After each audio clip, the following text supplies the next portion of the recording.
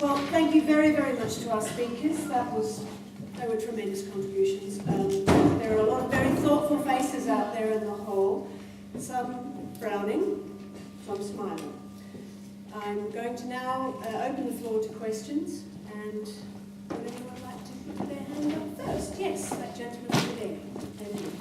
We have two roving mics, so...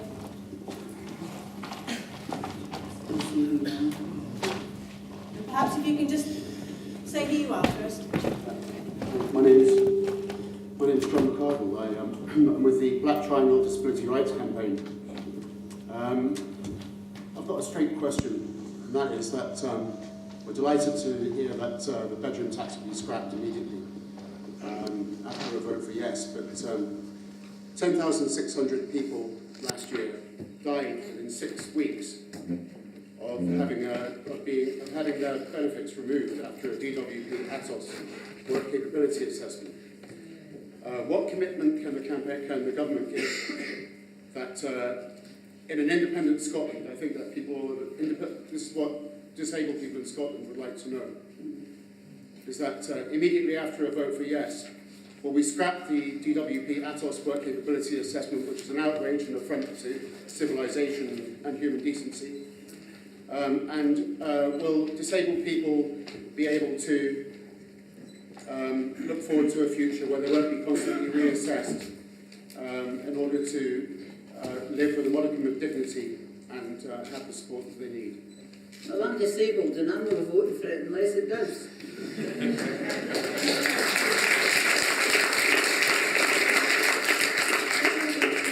Yeah, I agree with you. I don't think assessments of disabled people, if they have to be done in any circumstances, should be done for private profit. I think it's something that should be done by the government as part of a proper, humane process. And I think the current assessment procedure is purely about getting folk off of benefits that they are very often entitled to, rather than actually assessing people's proper needs. And I think it needs radical overhaul. And getting control of the benefit system in its entirety is one of the big advantages of independence. We talk about the bedroom tax, it's very topical just now, but many of the other welfare changes we see are even more pernicious than the bedroom tax, if that's possible. And disabled people, women, the most vulnerable are the ones paying the heaviest price.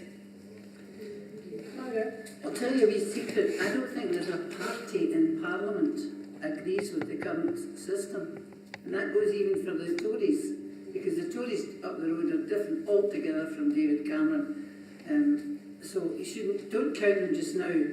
But I think there isn't a single party in the Parliament. I'm not in one, so I can view them all. But the big thing is, there won't be such a huge downward pressure on any government because of the poor performance of the economy. The Scottish economy will be a stronger economy, and so therefore the pressure will be off, because politicians are human. I know it's difficult, but politicians are human, and they can give in to stress. There won't be the same stress.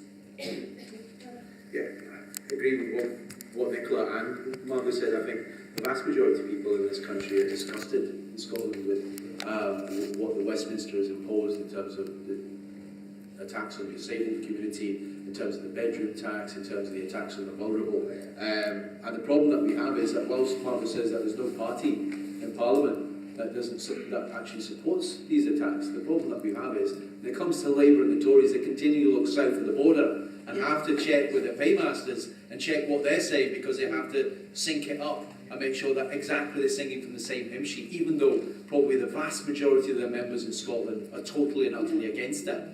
Almost similar, I think, I remember to the days of the poll tax, whereas they would, Neil Kinnock and his crew were all against the poll tax, of course, but Labour councils up and down this country sent in bailiffs and sheriff officers to evict people and to carry out the policies that were implemented by Margaret Thatcher and the rest of them. So we know one thing: if we vote yes and if we get independence, then that's our opportunity to shape the type of welfare system we want, the type of welfare system. And when they talk about attack on the welfare state, etc., I want a system, as far as I'm concerned. I'm a lawyer. I do okay. right? I'm comfortable. Unfortunately, my family are comfortable. But I do not think that those people who are comfortable, and this is it, I don't think people who are comfortable or people who work their whole lives paying taxes want to turn the system of this world, this country, into an American-style economy, where if you drop dead on the street, or if you're dying, first of all, you have to show your insurance card, you have to plead, you have to show that exactly why you're going to get treated. Nobody wants that. People genuinely who pay taxes, who work, want everybody to be looked after in their old age, when they're vulnerable, when they're ill,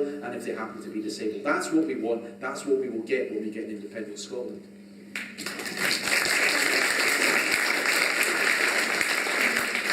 Thank you, Deirdre, and thank you for the question, John. Hello again. Yes, I completely agree with what the previous speakers have said. I think the vote next year gives us the opportunity, as an independent Scotland, to create a new welfare system, to create a welfare system that treats people with dignity, to create a welfare system that doesn't penalise disabled people and force them to try and prove their disability, which is absolutely demeaning. And should not be accepted in this day and age. So yes, I agree with you. We have a massive opportunity next year to think big and to try and create a welfare system that treats people with respect. I think there is a consensus in Scotland to do that. We don't have the same right-wing Daily Mail agenda that exists south of the border that seems to drive the right wing of the Tory party. So I'm very hopeful that in an independent Scotland we will have a welfare system that treats people with dignity and doesn't ask them to prove how disabled they are, which is frankly outrageous.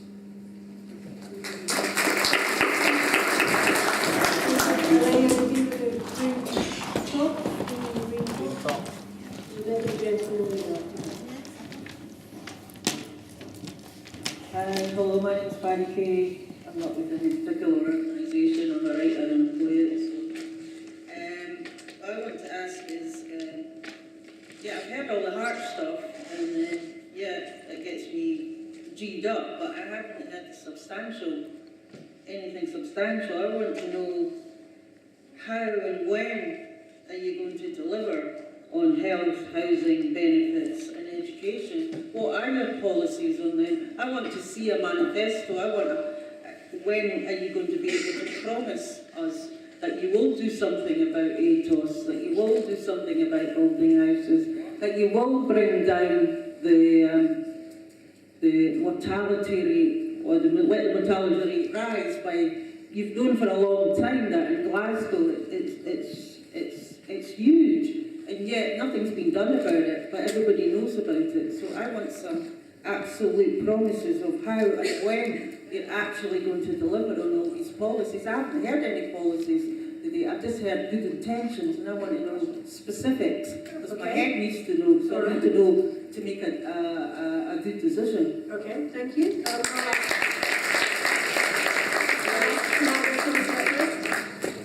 I'm the easiest one because I'm not a party, so I don't have policies. I've just got ideas that I might try to persuade other people to take up. But I'll say this, you can show me yours and I'll show you mine.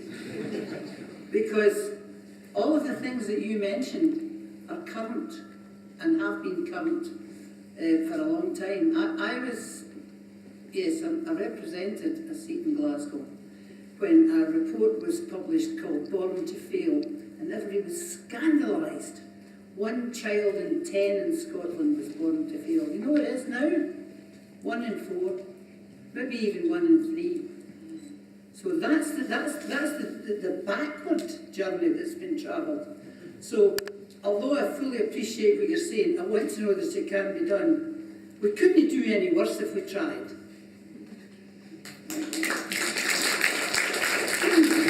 I think we have the answers for you, and I think we have a manifesto for you. And the manifesto is this, that come the 19th of September, as Nicola said, that is when we will change Scotland forever.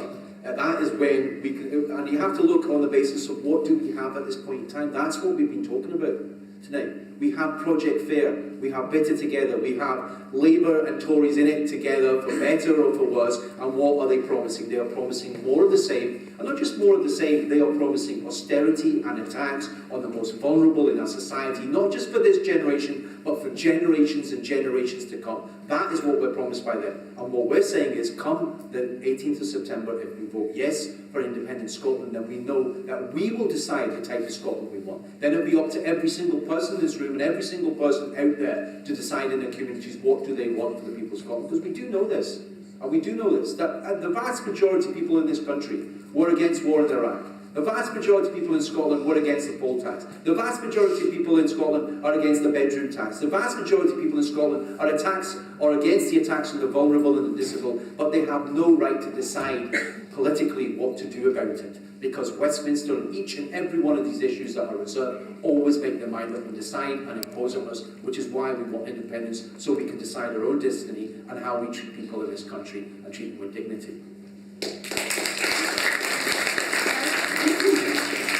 Thank you very much. I think it's a very fair question, but I'm afraid I'm going to disappoint you. We don't have any politician who stands up here and says with certainty what policies will be delivered on the 19th of September will be lying to you, because we don't know.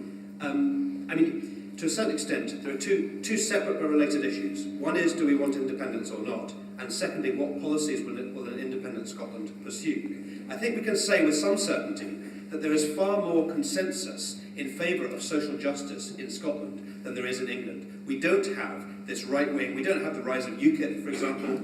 UKIP have consistently failed to save their deposits whenever they've stood for election in Scotland. And we don't have the same right wing, rabid, Daily Mail tendency that they have down south. So we can say that the general direction is likely to be against the perverse Atos system. The general direction is likely to be in favour of a welfare state that supports people and treats people with dignity. Because that's what you'll hear from all of the parties, and the parties, crucially, who don't support independence, because they will still be standing for election to an independent Scotland.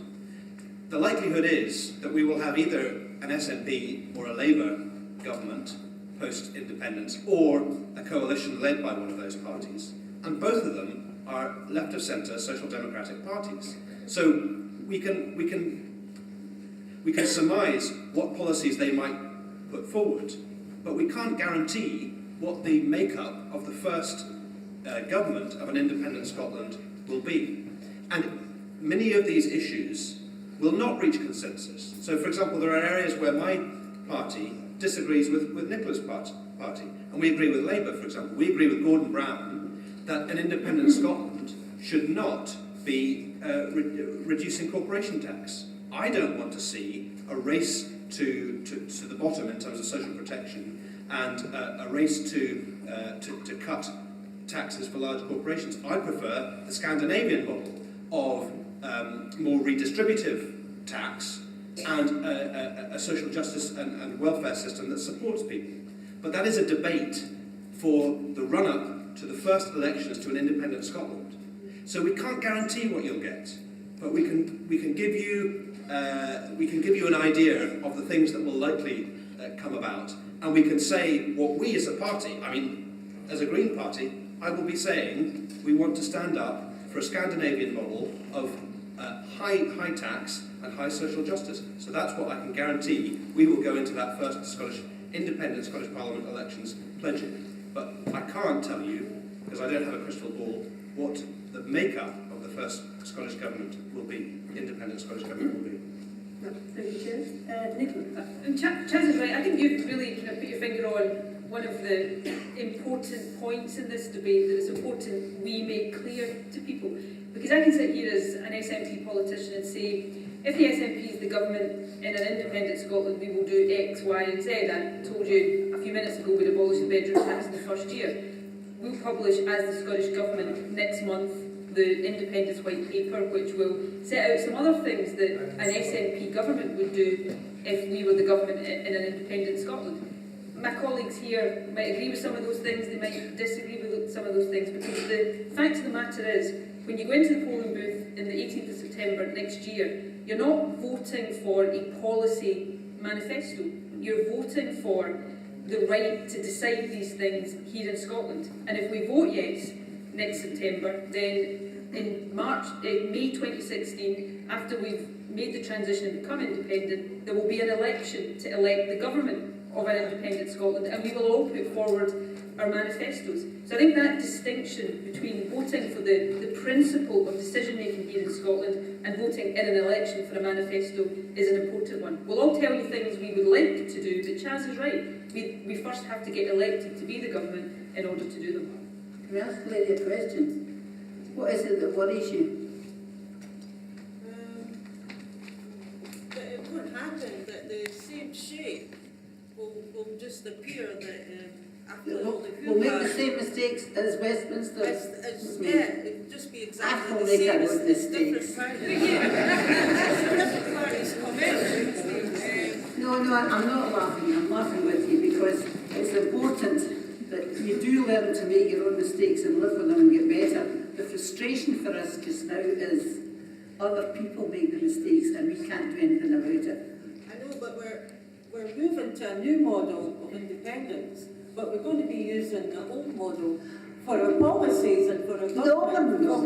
No, just be polite when they tell you So that. what I I'm love the afraid change. of is that the old model will just eradicate what the new model But is. you know, if you vote no, you're absolutely certain the old model will continue. I think we all think the old model will not continue, that there'll be, you know, a new future for Scotland. That, you know, Margaret was right earlier on when she said, see some of the things the Tories in Westminster are doing right now. Even the Tories in the Scottish Parliament wouldn't do a lot of them because there's a different political consensus in Scotland. So, okay, you might be sceptical. I totally understand that. But the choice you face is certainty that the old model will continue and hope that it won't, hope that we can actually do things better. And I would encourage you to go with a hope of a yes vote rather than the certainty of a no vote. Yeah, in the manifestos, I'd like to see what that new model, what the new structure would look like.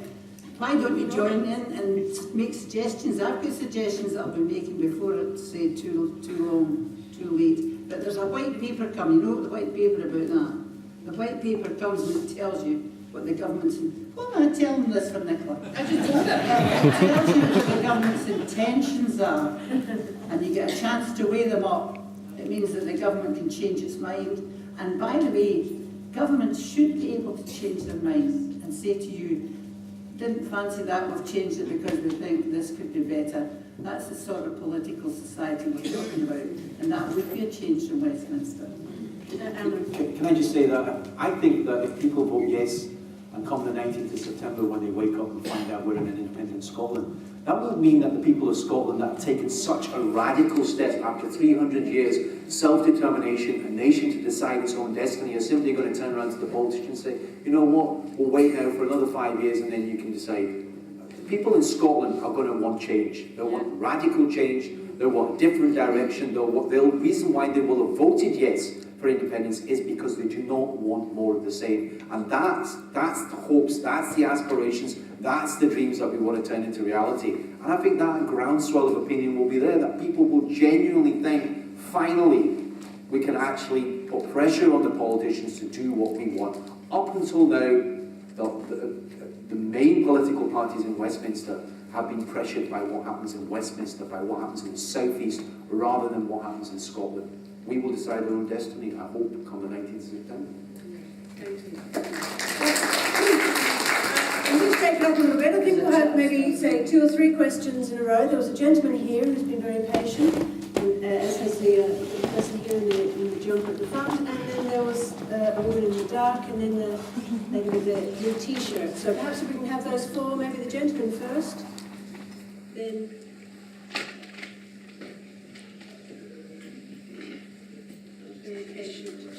Oh, sorry, gentleman there with the glasses. Yes, you sir. That's it. Yep. No, sorry. Just here. He's got his hand up. He's been very patient. You were talking earlier on about, this will pop up in the week, by the way. You were talking earlier on about child poverty and how high it is in Scotland. Can you tell me the policy on overseas aid? What's your... Okay, so overseas aid, fine, thank you. I was just going to take a few questions. Margot, if that's all right. We'll just take a couple more, if that's all right, and then we'll get the panel to answer. Yes. Okay.